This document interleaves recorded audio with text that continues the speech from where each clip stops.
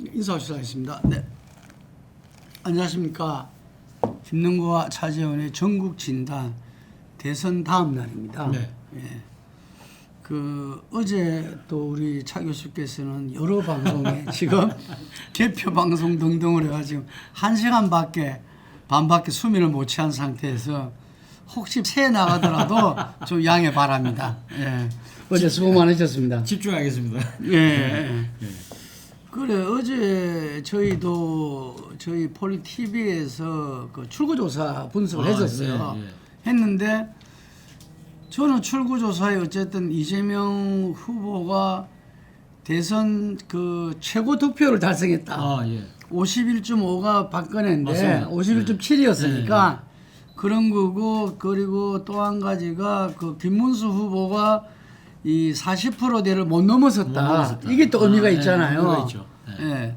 그 두 가지를 갖다가 네.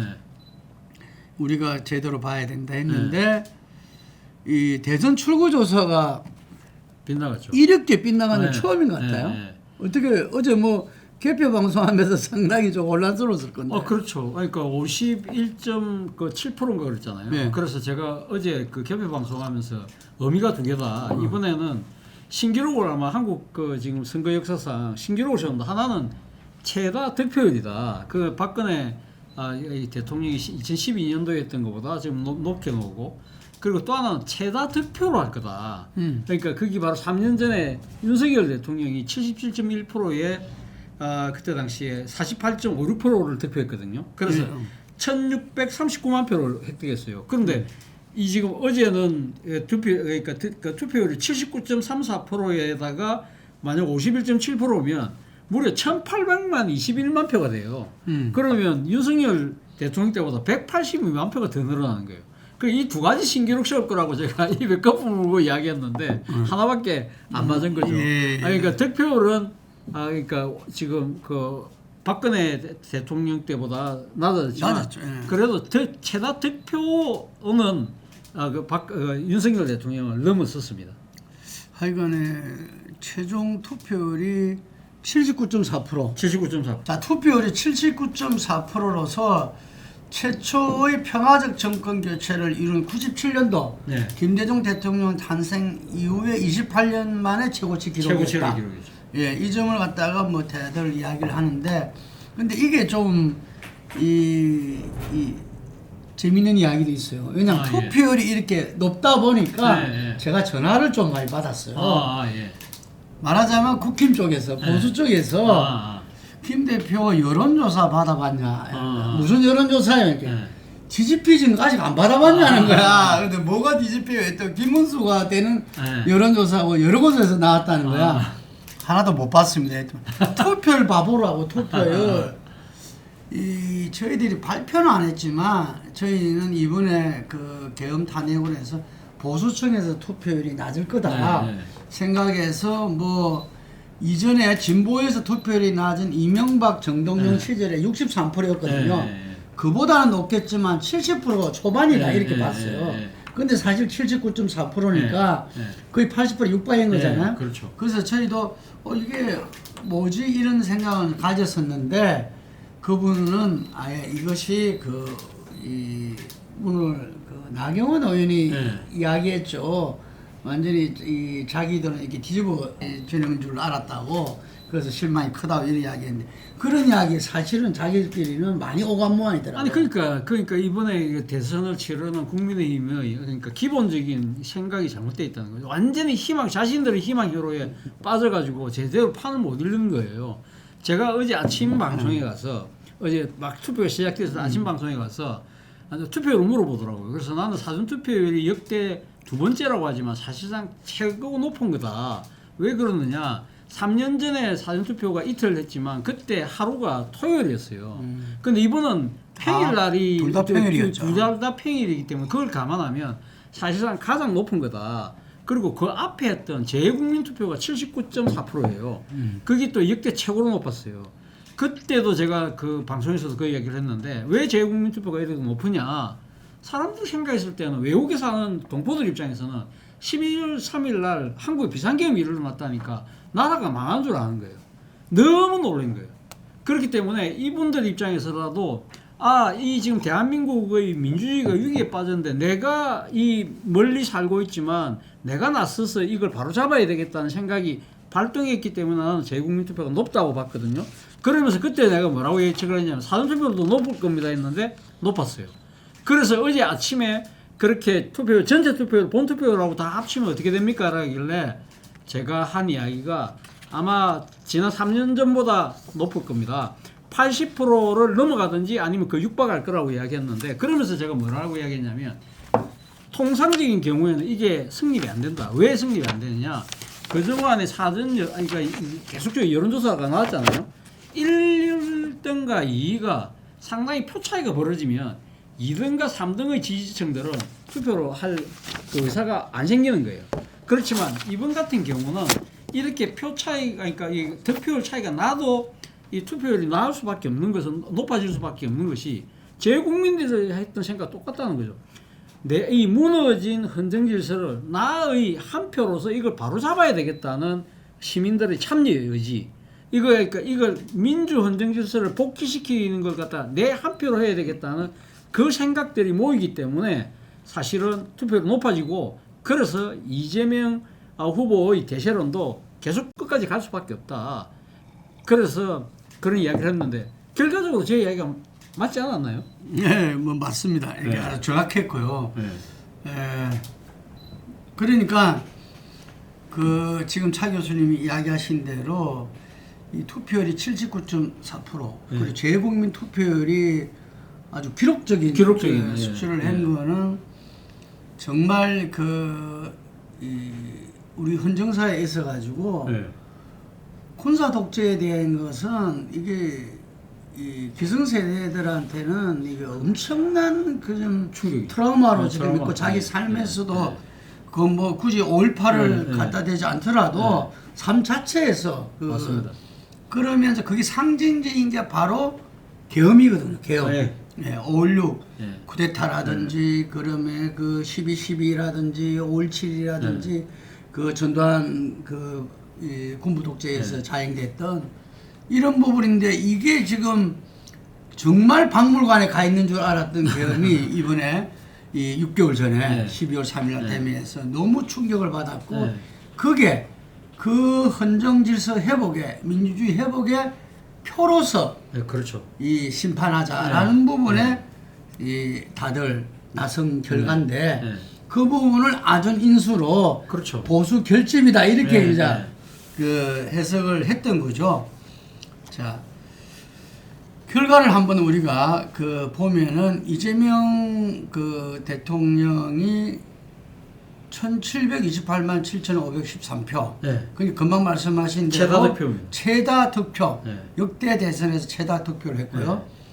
49.42도 사실은 이거 굉장히 높은 이 득표율입니다. 그렇죠. 그 전에 보면은 박근혜 대통령 때 51.55 바로 다음이죠.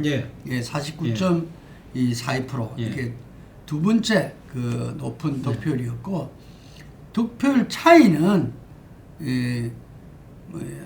지금 이번에 그 전에 민주당 후보들은 김대중 대통령이나 노무현 대통령 때는 1.5, 2.3 정도 차이였어요. 지난 박근혜 탄핵 시절에 문재인 대통령이 홍준표한테는 17.05% 차이였고, 근데 그때는 안철수라는 호남을 기반으로 한 후보가 있었던 거죠. 이게. 그런데 이번에 그때는 문재인 대통령의 득표율은 지금 이재명 대통령보다는 낮죠. 그러니까 그때는 이제 다자구도였기 때문에. 그렇죠. 다자구도라서 이 득표 수는 낮았고 득표율도 낮았죠. 이게. 그래서 이번에는 이제 8.27%. 그리고 이게 이제 지역별로 보면은 PK에서 최초로 40%를 득표를 했다, 대선에서. 그렇죠. 근데 PK니까 우리 차 교수가 또 고향 아닙니까? 지난 총선 때도 민주당이 비례대표를 모으면 부산에서는 44% 정도를 득표한 거잖아요. 득표했죠. 소선거구제 때문에 한 석밖에. 그 착시 효과가 생기는 거죠. 참 그러니까 이 소선거구제가 문제입니다. 정말 문제. 부산만 보면 44%를 득표한 정당이 국회의원 의석수 제로다.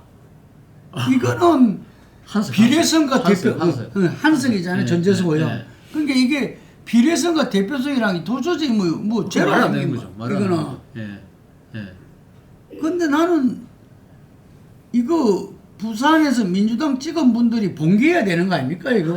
자기들이 이 표의 효능성이 없어져 버린 거잖아요. 그렇죠. 이 민주주의가 아니죠. 예.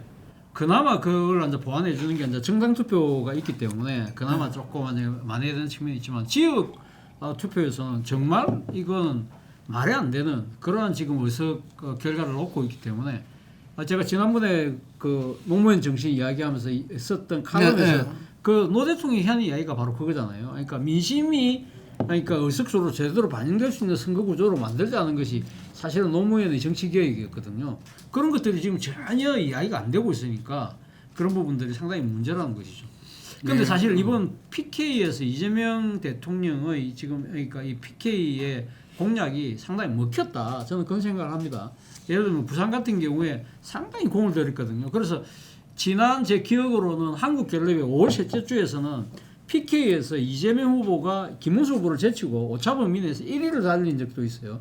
그런데 그만큼 이제 공을 들인 것이 먹혔다는 것인데 예를 들면 부산 같은 경우에는 지금 해양수도 완성하겠다면서 해양수산부를 부산에다가 유치를 하겠다. 그리고 더 나아가서는 H&M 그러니까 대한민국 최고의 그 해운 선사를 부산으로 보낸다. 뭐 그래서 뭐 관치다 어쩌다 논란이 있었습니다만 어쨌든 그걸 좀 차치하고라도 그리고 또 하나는 지금 부산에서 사실 민주당이 뿔난 것이 산업은행 이전이거든요. 그걸 반대하고 있던 것이 민주당이었는데 산업은행 이전은 우리가 못 해주지만 대신 또 다른 국책은행을 하나 만들어줄게 그래서 동남투자은행을 만들어주겠다고 그랬어요. 네. 그런 것들이 상당히 먹혔던 거예요.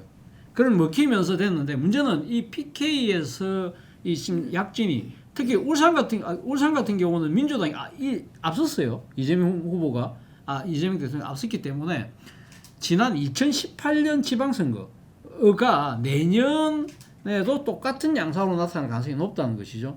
2017년도에 울산에서는 최종 그 득표수는 출구조사에서만 출구조사. 앞섰어요. 제가 착각했습니다. 출구조사 때문에 맞아요.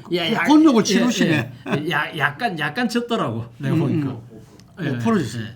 근데 어쨌든 울산에서 상당히 상당한 득표력을 보여준 것이고 그래서 2018년도에 부산, 울산, 경남의 강력단체장을 전부 다 민주당이 섞어냈잖아요. 저는 어게인 2018년이 내년 지방선거에 나올 가능성이 상당히 저는 높다. 그런 생각까지 합니다. 아니 지금 우리 차 교수님 곤욕을 치렀었고 오늘 또 지금 약간 실수를 전혀 실수 없는 완벽주의자가 실수를 하셨는데 이건 다 출구조사 때문입니다. 출구조사 때문에.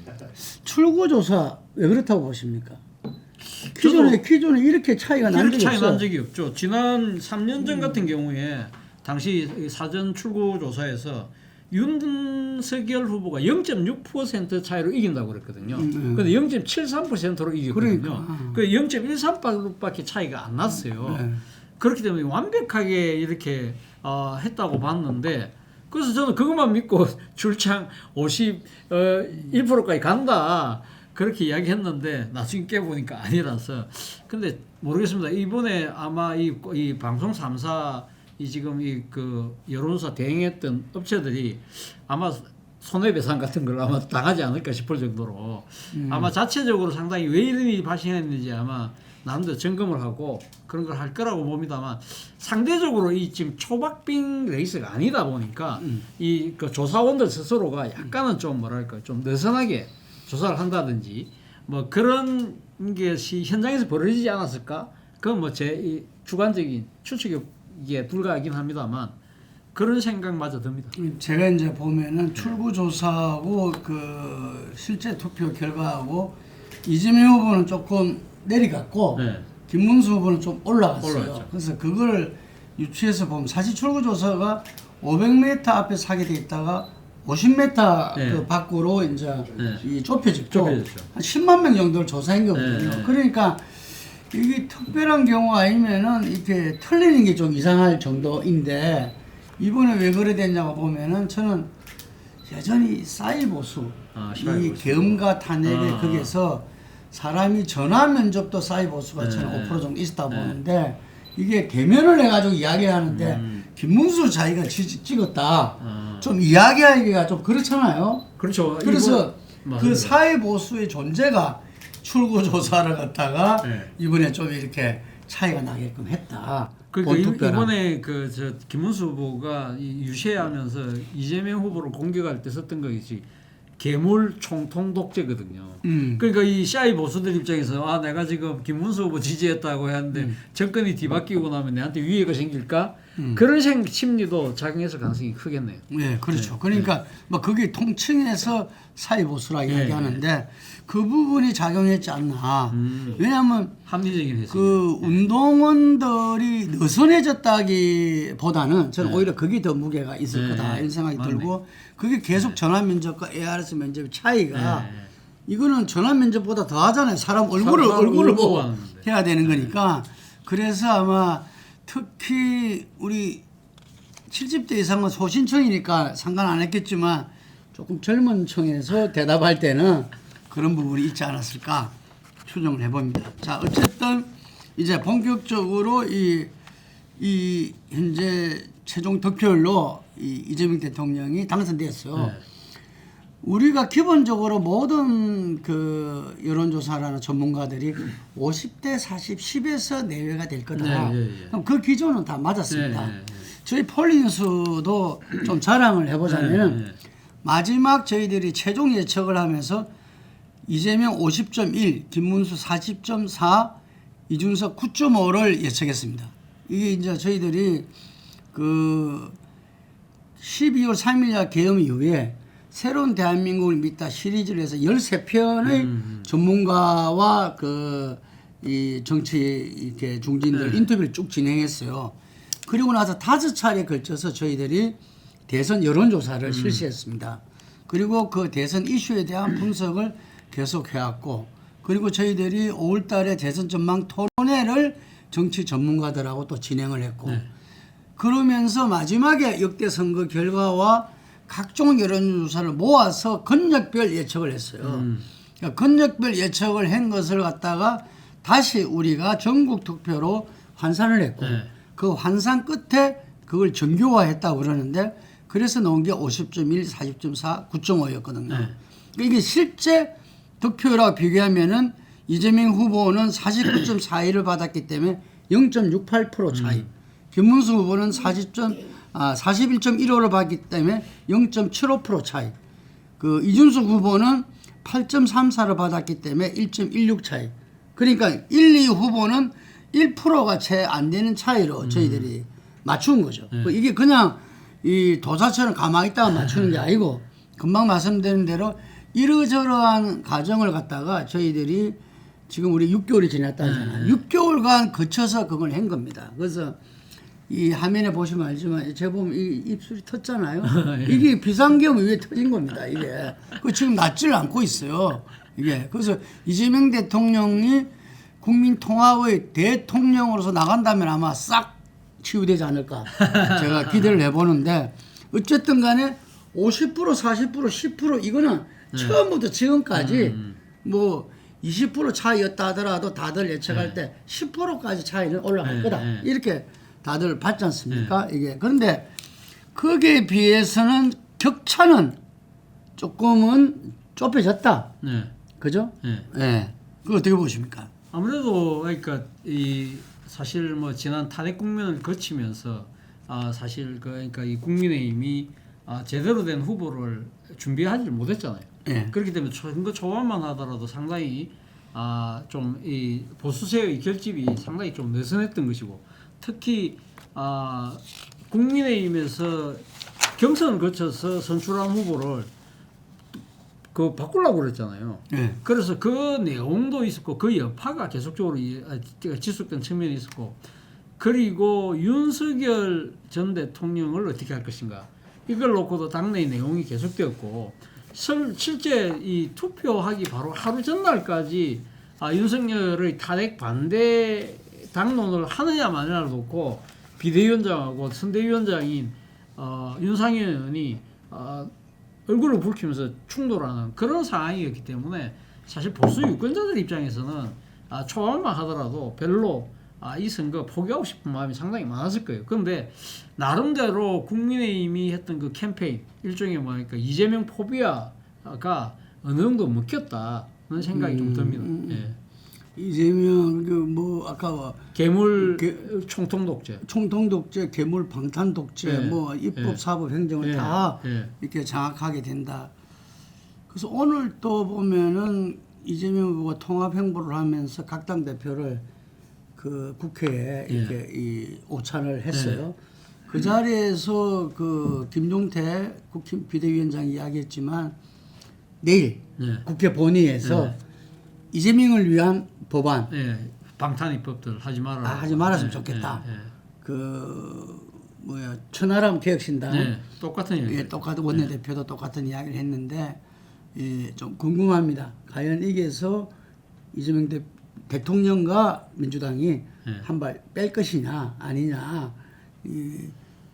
저는 빼기가 쉽지는 않을 것 같습니다. 쉽지 않을 것 같아요. 예. 저는 뺀다면 아주 획기적이다. 예. 이거는 아니 오늘 저도 방송에서 네. 대통령이 사실 이런 여러 가지 문제를 고려해서 본인이 외로운 결심을 해야 된다. 그러니까 결국 자기 문제이기 때문에 그런 이야기를 했습니다만 사실은 근데 지금 6월 15일 날이 지금 서울고법에서 선거법과 관련된 재판이 지금 속개될 예정이거든요. 그러니까 이재명 대통령 입장에서는 자신들이 선거법 개정을 해서 허위사실 공표 중에서 행위 부분을 드러내면 이재명 대통령이 지금 기소돼 있는 그거 자체가 면소가 되기 때문에 그렇게 그러니까 그걸 벗어날 수 있는데 문제는 이 6월 15일 날 재판을 속개하고 그리고 더 나아가서 여기에 대해서 만약 서울고법이 100만 원 이상의 형을 확정할 경우에는 정말 정치적 안오미 상황으로 갈 수가 있는 거거든요. 그 헌법 84조에서 예를 들면 이 소추 중지 네. 이 부분도 만약에 공직선거법 개정을 안 하더라도 네. 이 부분이 있으면 계속 진행이 된다는 거잖아. 지금 이제 내일 흔히 말하는 방탄 입법이라는 게 그러니까 핵심이 두 가지 아닙니까? 선거법하고 형사소송법. 소송법. 내가 거기서 이제 소추라는 것은 기소 단계를 다 포함한다는 걸 넣는다는 거잖아요. 그러면 그러니까 그럴 경우에는 그 뭡니까 기소와 재판까지 예. 다 넣는다는 건데 기소 위에 일어나는 모든 걸 다 포함한다고 그런 식으로 간다고 하면 그러면 재판은 소급될 수밖에 없잖아요. 그 두 가지 법이 핵심인데. 근데 그걸 안 하면은 본인이 어려운 상황에 처하게 되겠네요. 그러니까 서울고법이 예를 들면 그러니까 이 유죄 취지로 왔잖아요. 돌아왔잖아요. 그러면 무죄는 때릴 수가 없거든요. 그건 기속력이기 그러니까, 때문에. 예. 근데 문제는 때리는데 벌금을 80만 원, 70만 원을 때리면 그럼 다시 그 대법원으로 가잖아요. 그러니까 형량은 그 서울 고등법원에서 하는 건데 그것이 100만 원 이하 때린다는 보장이 없잖아요. 근데 만약 100만 원 이상을 때릴 경우 1심에서는 징역 1년에 집행유예 2년 넘은 거잖아요. 예, 그게. 예. 그러니까 이제 집행유예 형까지는 못 때린다 하더라도 벌금을 만약에 예를 들면 100만 이상만 때리더라도 이 정치적 그러니까 그 피선거권이 박탈되면 공직도 지금 그러니까 박탈되는 것이기 때문에 그러니까 이 민주당 입장에서는 서울고등법이 어떤 생각을 하고 있는지 모르는 상황에서는 모험을 할 수가 없는 거죠. 그러니까 그거는 네. 그 김용태, 천하람 두 분이 네. 말은 그렇게 네. 했지만 네. 이재명 대통령으로서 받아들이기가 상당히 어려울 수밖에 없네요. 어려울 수밖에 없는 상황이죠. 네. 먼저 예를 들면 이렇게도 할 수 있겠죠. 예를 들면 서울고법에서 형량이 나온다 하더라도 그걸 갖다 재상고를 하면 대법원 다시 넘어가잖아요. 그러면 형량은 아예 최종적 결정이 안 나는 거예요. 그럴 때 그러면 이제 법을 서울고등법원 그 재판 결과를 보고 법을 추진해도 되는데 근데 문제는 100만 원 이상 형이 떨어지는데 그걸 갖다 뒤집기 위해서 하면 더 여론 나빠지지 않겠어요. 그렇다고 한다면 눈 질끈 감고 이거 밀어붙일 가능성이 저는 높다는 생각이 듭니다. 네. 하여튼간에 그 지금 말씀하신 그 부분들이 뭐 이른바 국민통합의 명분에서 상대 당과 후보가 주장하던 부분들을 갖다가 포용해내는 차원만의 문제가 아니라 본인 존재가 흔들리는 문제가 되니까. 그래서 제가 생각했을 때 그러니까 지금 현직 대통령의 국정 운영과 관련된 아주 그러니까 이 부분이기 때문에 예를 들면 앞서 이야기했던 선거법과 형사소송법은 그렇게 막 한다 하더라도 좀 무리를 한다 하더라도 좀 비판은 받겠죠. 받지만 그러나 그 위의 법들이지 않습니까? 예를 들면 지금 그 사법개혁과 관련된 대법관의 그러니까 정원을 늘리는 법안이라든지 또 하나는 또 이 그 헌법재판소로 하여금 대법원의 상고심에 대해서 그러니까 이 헌법소원이 가능하게 만드는 일종의 사심제로 만드는 그런 법들은 이 좀 중단을 해서 천천히 가든지 뭐 국민 여론과 이렇게 이 공감을 얻어서 가는 식으로 약간 투테르로 나눌 필요가 있지 않나 생각이 듭니다. 이게 내일 그게 같이 지금 다루게 되어 있습니까? 아니 그러니까 지금 이 법안이 사실은 선거법하고 형사소송법을 벌써 법사위 통과했고 그러니까 본인이 지금 회부되어 있잖아요. 그 됐고 지금 오늘 제가 알기로는 법안 소위를 통과했어요. 아까 이야기했던 대법원 청원이라든지 법원조직법하고 헌법재판소법이 통과됐는데 그것도 같이 지금 페이스로 보면 거의 같이 간다는 소리거든요. 예. 그러니까 그런 부분들에 대해서는 분리할 필요가 있다는 거죠. 하여튼 그 부분에 대해서 이 뭔가 이 존재를 흔들리게 하는 것은 곤란하고 네. 그는 뭐 지금 그 말씀하셨다시피 아까 최다 득표율로 네. 이 1,728만 네. 표가 지금 네, 이제 네, 국민들이 네, 선출된 네. 그 대통령의 존재를 갖다가 그거 하는 거는 뭐 그거는 네. 민주주의를 위해서라도 있을 수 없다고 생각이 측면이 들고요. 있죠. 그래서 네. 그런 부분에서 다 이렇게 좀 지혜를 발휘해서 네, 네. 뭔가 국민의힘도 통합의 장에 동참할 수 있는 네, 어떤 네. 명분을 좀 줄 필요는 있겠다 이런 생각이 듭니다. 자, 마지막으로 우리 이재명 네. 대통령 네. 오늘 취임 선언문과 오찬행기 좀 이렇게 네. 처음이었죠. 네, 처음이죠. 어떻게 보셨습니까? 뭐 오늘 새벽에 당선되고 난 뒤에 이 민주당 지지층들 앞에 나서서 이야기를 했잖아요. 근데 저는 그 메시지 자체가 상당히 좀 인상적이었다는 생각이 들었습니다. 본인이 적석 그 연설 형태이긴 하지만 상당히 그러니까 왜 내가 지금 대통령이 되었고 이게 내가 무슨 일을 해야 된다는 부분을 조목조목 국민들한테 제대로 인식을 시켜줬다.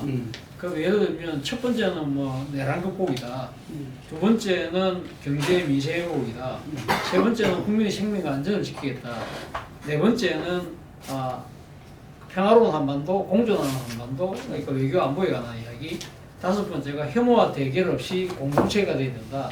그러면서 결론적으로 하는 이야기는 이 모든 통합은 대통령의 책임이다. 그걸 함께 가자. 이런 식으로 딱 이렇게 논리정연하게 그런 식의 이야기를 아무런 원고 보지 않고 이야기를 하고 진짜 딱 그렇게 하는 걸 보면서 자 본인이 이야기했던 준비된 대통령의 모습을 저는 봤다는 생각이 듭니다.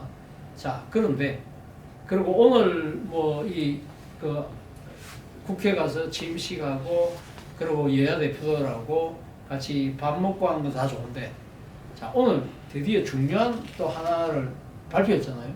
지금 총리하고 비서실장하고 그렇게 했는데 저는 좀 총리 지명은 좀 의외였어요.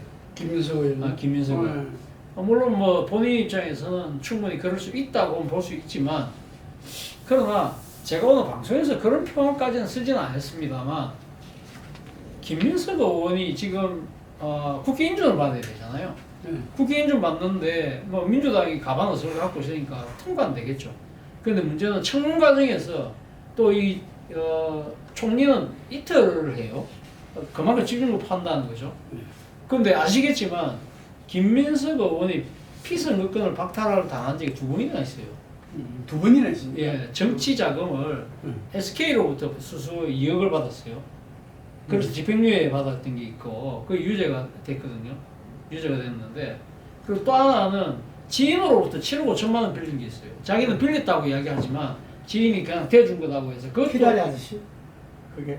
그거는 뭐 정확히 모릅니다만 그 7억 5천만이라는 돈을 키다리 아저씨 도와줬다 이런 거. 뭐 그 본인이 이제 그렇게 이야기를 하는데 그 키다리 아저씨라는 부분이 그러면 정말 선의로만 도와줬느냐 그 예를 들면 뭔가 대가를 나중에 받았을 거 아니냐 뭐 그런 식으로 하여튼 그래서 그 벌금형을 받았어요. 그때 그 피선거에 날아갔거든요. 자 그러면 대통령도 지금 이 지난 대선 내내 사고로 있을 거 소위 말해 전과자 범죄자라는 그런 프레임이 있었잖아요. 그런데 대통령 입장에서 그 이야기 하겠죠. 아 3인 복권 다 됐잖아. 제값을 치렀잖아. 그러나 국민 정서가 그렇지 않다는 거죠. 자 모르긴 몰라도 내일 당장 국민의힘에서는요 판결문 다 들고 나와서 아마 깨알 검증할 겁니다. 그러면서 뭘 하냐면 대통령도 범죄자, 총리도 범죄자 그런 식으로 국민의힘은 그런 프레임으로 공격할 건데 자 그럼 뭐 그런 공격은 뭐 그냥 눈 감고 질끈 감고 지나가면 되는 것이죠. 그런데 저는 그래서 이게 이 총리가 상징하는 바가 상당히 큰데 저는 탕평적인 인사, 뭐 인물 그런 상징의 인물들이 좀 필요한 것이 아닐까. 물론 업무적으로 대통령의 입장에서는 지금 이 보궐선거로 지금 됐고 6개월 동안 지금 국가가 마비 상태다시피 하기 때문에 자기하고 잘 아는 사람을 내세워서 속도감 있게 가겠다는 것인데 그 나름대로의 생각이 저는 이 여론의 후폭풍을 맞을 가능성이 상당히 높다. 이게 자칫 잘못하면 첫 정부의 인사가 이 첫 단추부터 잘못되면서 상당히 이상이 흘러갈 수도 있다. 그런데 문제는 우리가 지금 김민석 총리 지명자의 그 깊숙한 내용을 알 수가 없어요. 알 수가 없는데 아마 지금 국회에서는 어떤 판결문 다 찾아내고 관련된 그 재판 기록들 다 뒤집을 겁니다. 다 뒤집으면서 그러면서 국민의 눈높이하고 맞느냐 안 맞느냐 따질 거거든요. 저는 이거 정치적으로는 그러니까 그러니까 시스템적으로는 통과될 수 있지만 그러나 정치적인 내상을 엄청나게 입을 거예요. 저는 제가 기억이 정확한지는 모르겠지만 이재명 대표가 대표에 인임하면서 그 민주당 집권 플랜 본부를 만들고 집권 플랜 본부장으로서 맞습니다. 김민석 의원이 전당대에서 수석 최고위원이 지금 수석 최고위원이죠. 그래도 이재명 대통령이 그때 만들어준 거나 마찬가지죠. 네, 그래서 아마 집권하고 나서 어떤 계획을 세우는가 펼쳐나갈 것인가를 늘 이렇게 소통하고 있지 않았을까. 그리고 그걸 누구랑 함께 할 것인가로 소통하고 있지 않았을까. 그래서 아마 지금 인수위 없는 시기에 국무총리가 그동안 함께 그 일을 논의한 분들 중에서 어떤 실력과 능력과 그 신뢰가 가는 분으로 했지 않나. 저는 그렇게 생각을 하는데 김민석 의원 같으면은 제 1년 후배입니다. 그렇기 때문에 잘 알겠지만 동교동의 황태자로서 그렇죠. 정치를 시작했고 김대중 차기 젊은 리더로서 각광을 받았었고 그러다가 우리가 흔히 아는 대로 2002년도 그 노무현 대통령이 국민경선 되고 나서 지지율이 떨어지잖아요. 네. 그래서 당시 월드컵 신화 속에서 정몽준 후보가 붕 뜨니까 그 정몽준과 노무현 단일화를 위해서 탈당을 하고 그 정몽준 의원 쪽으로 가게 됩니다. 그래서 그걸 민세다, 세타령처럼 갔다 이러는데 나중에 노무현 대통령도 회고록에서 그 당시 김민석 의원이 후보 단일화를 위해서 욕을 먹더라도 간 부분들은 인정한다, 이해한다라는 뭐 그런 취지로 했다고 그럽니다. 제가 그 확인은 안 해봤지만 그러고 나서 아마 정치적인 유랑 생활을 한 18년간 했을 겁니다. 그렇죠. 18년간을 하고 저지난 국회의원 선거 때 다시 여의도에 네. 오게 돼서 저도 이제 인터뷰도 하고 그랬었는데 참 어려운 시절을 많이 겪었죠. 그동안에 뭐 이혼도 재혼도 하고 하면서 금방 이야기한 그런 세월도 보내고 재판을 통해서 그런 보내고 했는데 그래서 지금 보면은 뭐 인간으로서도 어려움 겪고 나서의 그 성숙됨 이런 것들을 이제 보는데 금방 말한 대로 사법 리스크 있는 대통령이 또 사법적인 문제가 있는 국무총리 그게 아마 야당한테는 상당히 호질 거다. 뭐 이런 말씀이고 이제 또 그전에 이제 뭐 제가 듣기로는 박용만 대한상인 네, 회장이라든지 이런 분들이 이제 이 통합의 어떤 상징으로서 이야기도 되고 했더라고요. 오히려 경제를 중시한다. 네. 뭐 이런 속에서 근데 결과적으로는 그렇게 나왔는데 하여간 이 파고를 잘 겪어야 되겠죠. 이게 아니, 근데 잘못하면 첫 단추가 잘못 깨지고 가지고 네. 하면 굉장히 앞으로 곤란해질 거라는 생각이 드네요. 아니 예를 들면 윤석열 대통령이 취임을 해서 자기가 지명하는 국무총리 지명자가 그런 정치 자금과 관련된 그런 그러니까 이 지금 정가가 2개 있는 사람을 했다고 하면 민주당이 그걸 과연 받아줬을까요? 아무리 국회의원이라 하더라도 그 일종의 뭐랄까 이 사실 역지사지해 볼 필요가 있는 거거든요. 그러니까 민주당의 그러니까 이 도덕 기준으로서 만약에 상대당이 그런 사람을 대통령 총리로 지명했을 경우에 그걸 어떻게 받아들일 것인가.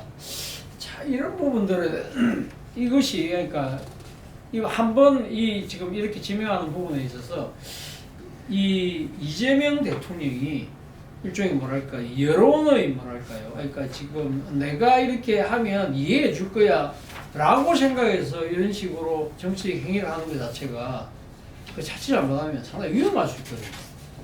그렇기 때문에 사실은 돌다리도 두들겨 보는 식으로 인사를 할 필요가 있는데 모르겠습니다. 저는 이번 파장이 저는 좀 이 이재명 정부에 상당한 이 악재가 될 가능성이 높다 하는 생각이 듭니다. 어쨌든 우리가 출구조사에서는 네. 가반을 돌파했었는데 네. 실제 득표에서는 그 49.42라서 가반은 역시 돌파를 못했습니다. 네. 그게 주는 의미는 뭘까요?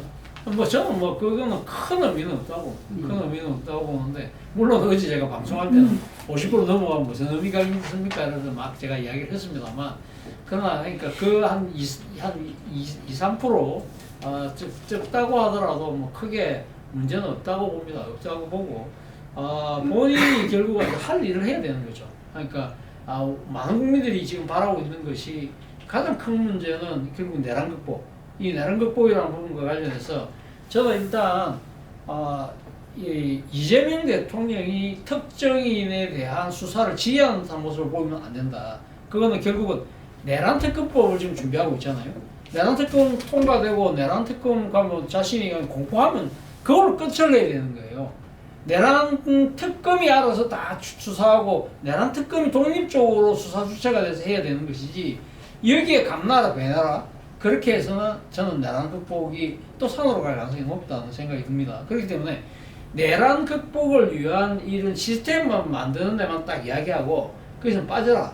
저는 그런 이야기를 주문하고 싶거든요. 아니 원래 특검이라는 게 그 행정권력의 최고분이 대통령의 어떤 권력으로부터 독립적으로 가려고 만든 게 특검이죠. 그렇죠.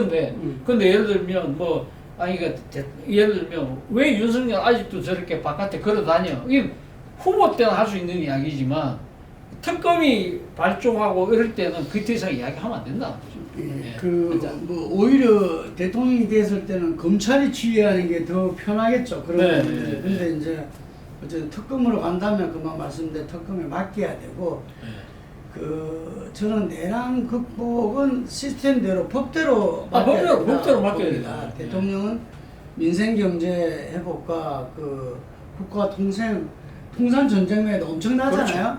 거기다가 이제 국민 통합까지 그걸 이루어야 그 부분들이 민생과 그 통상 정책도 제대로 치룰 수 있는 거야. 이게 다 같은 거라 봐요. 이게 그 부분에서 어떤 이 내란 극복의 문제가 자칫잘못하면 걸림돌이 돼서는 안 되죠. 그렇죠. 이게 그걸 바란 국민들은 없다고 합니다. 내란 진상 규명과 책임자 처벌은 분명히 가야 되는데 그것은 특검에 맡기고 대통령은 그 부분에 대해서는 특검이 일을 하게끔 해야 되는 거죠. 이게. 그래서 개인적으로 지금 차 교수님 이야기 들어보니까 참 국무총리 이 인선이 다사다난할 수 있다 생각이 들고 그렇다고 해서 우리가 정가와 모든 발목을 잡아서는 안 되겠죠. 안 되죠. 안 되는데 또 국힘은 또 자기들의 어떤 명분과 그걸 위해서라도 아마 아까 제가 이야기했잖아요. 아주 이 한동훈 대표가 무시무시한 말에 더 서서 죽기를 각오하고 싸우겠다는 이야기를 했습니다. 오늘은 화목한 가운데서 오찬 해동을 했지만 또 내일은 본회의장에서도 어떤 격돌이 있을지 모르겠습니다. 네, 어쨌든 진짜 대한민국, 새로운 대한민국을 여는 거기에 대한 기대는 모두가 똑같으리라 봅니다. 저희들도 이재명 대통령 파이팅 하면서 정말 국민의 힘이 이제 제대로 된 야당을 하기를 또 기대해 봅니다. 오늘 여기까지 하겠습니다. 감사합니다.